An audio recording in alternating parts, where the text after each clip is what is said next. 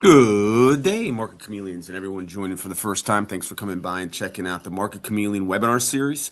Before we get started, let's take a look at the share disclaimer. Be aware that neither Market Chameleon, Dimitri, or myself are registered investment advisors or a broker-dealer. If you're searching for investment advice, please reach out to a licensed professional. This webinar, as all our webinars and shows, are for informational purposes only concerning Market Chameleon tools and products.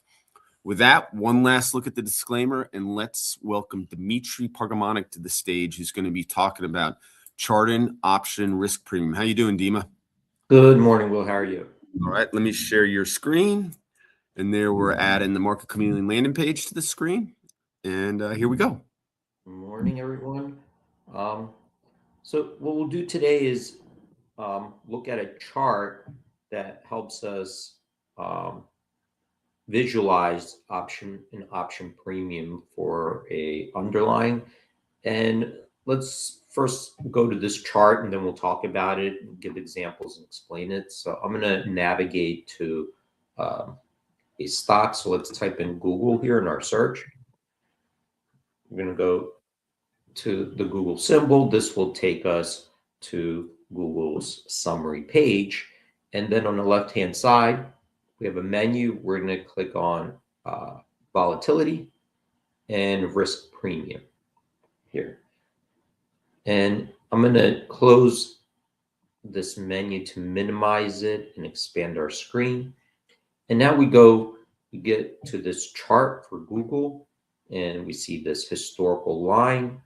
And right now, this is set to a 30-day constant maturity at the money put option.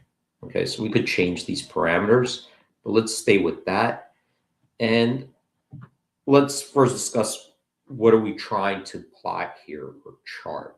And many times when we analyze option premiums, we reference implied volatility, right? So what is the 30-day implied volatility at the money, let's say? And this is one way to evaluate the option, relative, if it's relatively high or low, if we compare it to history. But the implied volatility is something where you're trading volatility, right? So you're looking at an option and you're using this option pricing model, Black-Scholes model, to trade volatility, and it's based on how you think the stock will move around. So it could gyrate around some kind of equilibrium back and forth and kind of just end up back at the same spot. And another way we could take a look at an option price or premium is look at its relative price or value to the underlying stock price as a percentage of stock price. Okay, so this is going to be a different way to look at it, not necessarily a volatility, but how much premium relative to stock price. And the idea there is kind of looking at it as if we were looking at an insurance policy. So here we're looking at a 30-day constant maturity, which says, okay, well, if we're looking at options, we need to define the maturity, because 5 days to expiration, the option premium will be different than something 30 days to expiration, just because there's more days for that option to expire. So here we define a 30-day constant maturity, and then we have options with different strike prices. Some are at the money, some are going to be out of the money, away from the strike. Some could be very far away from out of the money. So we have to kind of decide, okay, what are we charting here? And here we define as an at the money put. So this would be tracking a option that has 30 days to maturity, and it's an at the money put option. Okay, since we can't always find that exact option, we use the surrounding data to create that benchmark, similar to the VIX. So we do a 30-day constant maturity at the money put using this formula and methodology using the surrounding data, and then we come up with this option premium. And what this is doing, this chart, is telling us what is the relative premium of that option as a percentage of stock price. Okay, so over here, we're seeing that right now, in at the money put, the relative premium is 3.3% of stock price. Okay, and they average 52-week is 2.8%. So what this lets us, kind of conceptualize is that for $100 of, invested in Google, right? For every $100 or $1,000, well, we could convert it to say that a put would cost us 3.3% of that price. So if we invested $100 worth, of stock, so how many shares, and we wanted to buy puts to insure that $100, will cost us $3.30, right? So we could just do that. You wanted to buy $1,000 worth of Google, whatever notional amount you wanted to invest, relevant to stock price, whatever notional amount you have, $1,000 to risk. So however many shares that buys, now you have $1,000 exposure to Google. If you want to insure it, well, that'll cost you $33, right? It's 3.3%.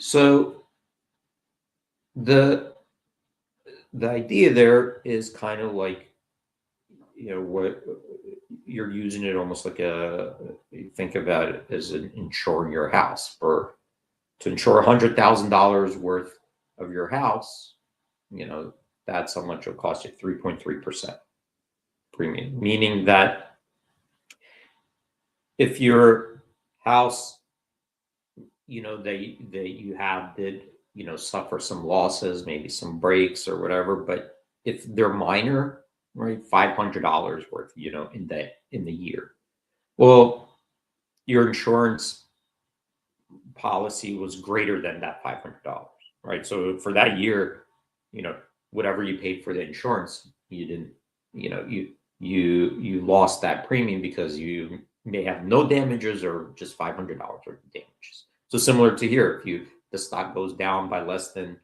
1%, well, if you pay 3.3% premium for a put, you lost that premium in the next 30 days because the stock didn't go down enough for that put to have paid off. That's kind of a way to think about it. And this makes it easier if you're even comparing it cross assets or cross time. Because now we could just change the time and say, well, how much would it cost me to insure 60 days? So we could change that, go to 60 days, and now we see, well, that costs 4.2%.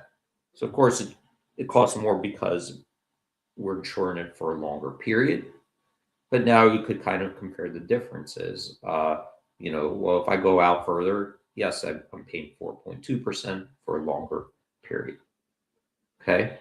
And that's another way of just looking at risk premium in an option and converting it basically to if I decide to invest X amount of notional dollars into a stock, what is the cost right now if I went to the market of insuring it for next 30 days, 60 days, and so forth?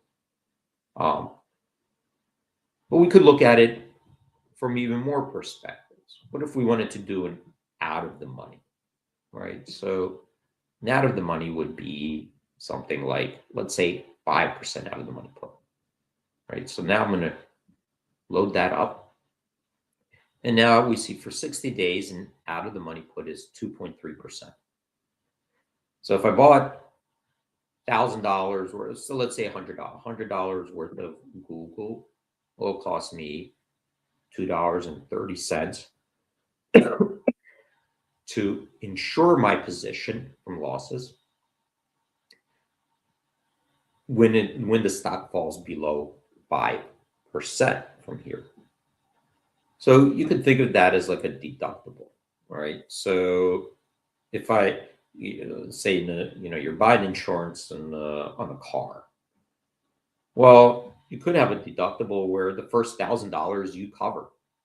So just like here, the first 5% you're not insured, right? So like if you have a deductible of $1,000, and then the insurance kicks in, well, the first $1,000 in losses, that's on you, right? You're not insured, right? So you break a mirror, or you have a fender bender, it costs you $800 to fix, that you're not insured for that because you have a deductible. So it's kind of like here, we'll first 5% of the losses we're going to take. So if it's down 4%, 3%, our insurance isn't even kicking in yet.